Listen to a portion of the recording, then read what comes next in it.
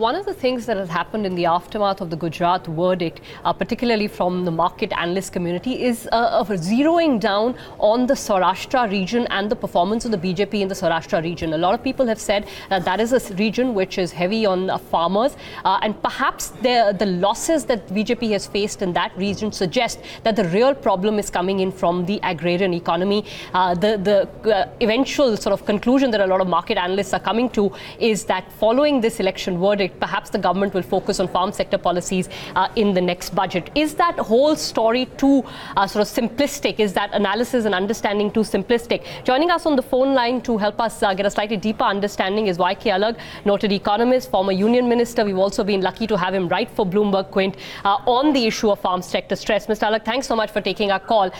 Sir, I want to put that narrative to you and ask you whether you buy it, sir, that the losses in Saurashtra are linked to the stress in the agrarian economy, and perhaps that should get the government to focus on the farm sector in the next budget. Do you buy that story, sir? Yes, I think there is a lot in that. The agricultural sector in Gujarat generally and in Saurashtra in particular has been going through a rough time since since the demonetization. For example, one of the things that was done in the demonetization was that cooperatives were not allowed to exchange the old notes for the new ones. Now, the Reserve Bank, of course, has this notion that, which I think is to a large extent correct, that the cooperatives in many parts of the country are run by goons, and therefore they didn't want them to become a vehicle for doing laundering. But, in Gujarat and in Maharashtra, cooperatives are actually solidly there. And, for example, working loans, the primary agricultural cooperatives give you working loans. Now, in November last year, when the farmers with the Kharif crop was coming in, all of a sudden credit for first stage processing, Maharashtra, Gujarat agriculture, Saurashtra agriculture is highly commercialized. Oil seeds, dairy products and so on. And so you need first stage processing. Once the crop comes in, you need money to process it. And that the cooperatives were blocked out.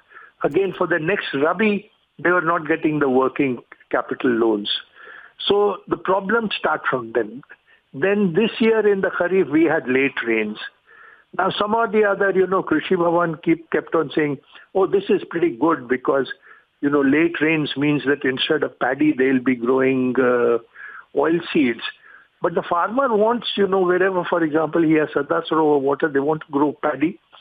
They want 6 tons of paddy because we grow very high yielding or very high quality rice or wheat.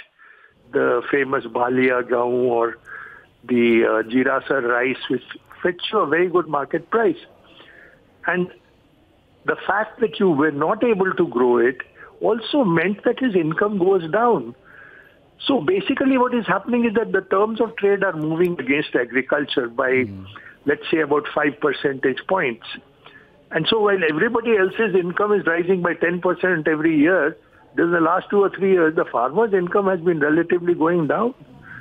So, there is this genuine feeling. I travel a lot, go and sit in a chowpal, get a cup of chai. They are very hospitable people. They have a genuine sense of resentment. And I think it showed up in this election. And Rahul was able to sort of link up with them on a lot of this. We will do it. We will give you a better price. We will solve your problem. He kept on saying some of these things. Maybe he read even some of the stuff we had written in the Quint. Mr. Alagh, just to sort of push this point a little further, the rise of leaders young leaders like Jignesh Mevani, from a Dalit leader who's talking about the issue of joblessness, and lack of viability of farming. What does that indicate? And I'm assuming this is not just restricted to Gujarat. This is a nationwide problem, isn't it? No, but in Gujarat, it is very special. You see, you look at the jobs issue. We've got a pretty rotten education system.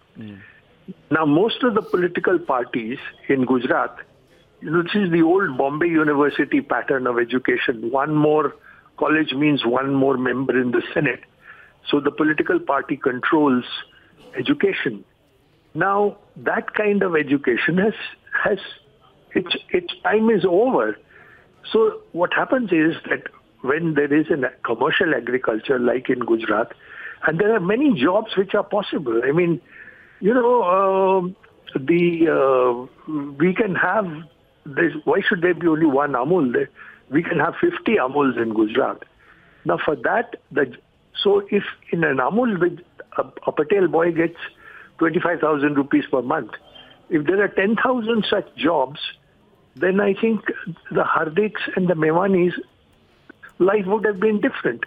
So what they see is, they go to colleges where you pay pretty hefty sums of money, 1 lakh of rupees or whatever, and the jobs go to the outsiders, the boys who come from Karnataka, from Kerala, from elsewhere, because they've got better education systems.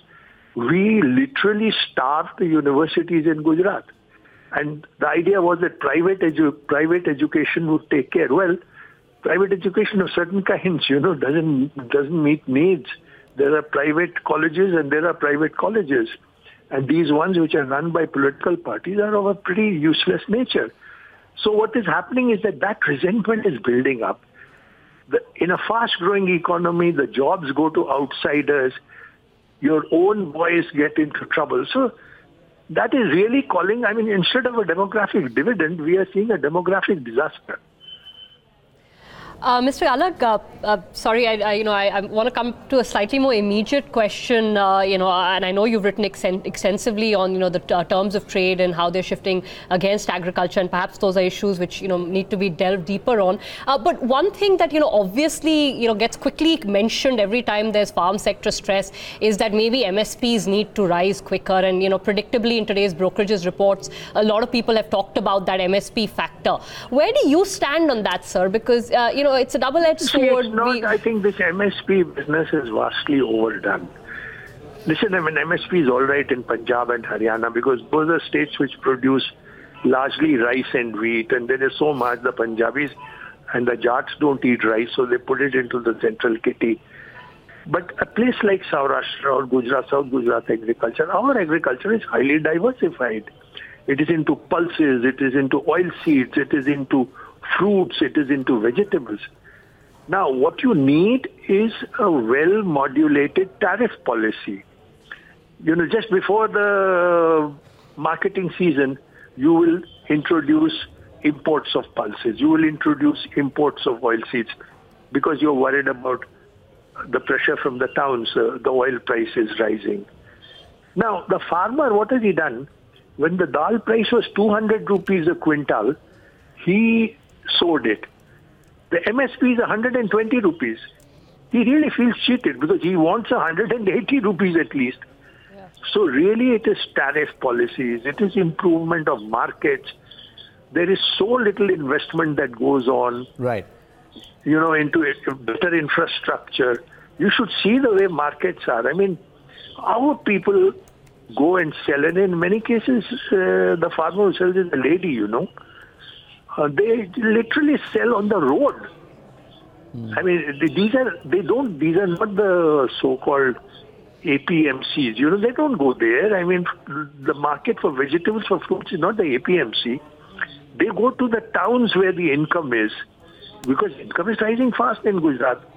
So there you have no infrastructure. Now I've seen a lady, I'd gone to a farmer producer organization, and these women were producing fruits and they were selling them at Surat. Somebody was giving them a high price. This was in Kheda. But I've seen the next day coming out, and a lady farmer on the road has been hit by an SUV. So that is what the bazaars are in India. You put up your thing out on a road. We are really not creating the infrastructure with which we have a very big spread of markets. Right. But not the positive infrastructure with which these people really feel that they are a part of the growth process. Sure. So this is the problem. There's not enough of it. All your smart cities, you tell me, does any one of the smart cities have a provision for a smart market? Sure. So this is a fascinating conversation. We can take this forward, and I'm afraid we completely run out of time. Many thanks indeed, Mr. Alagh, for joining us with your views. That's Yoginder Alagh, former Union Minister, who's written a piece extensively talking about the ground reality.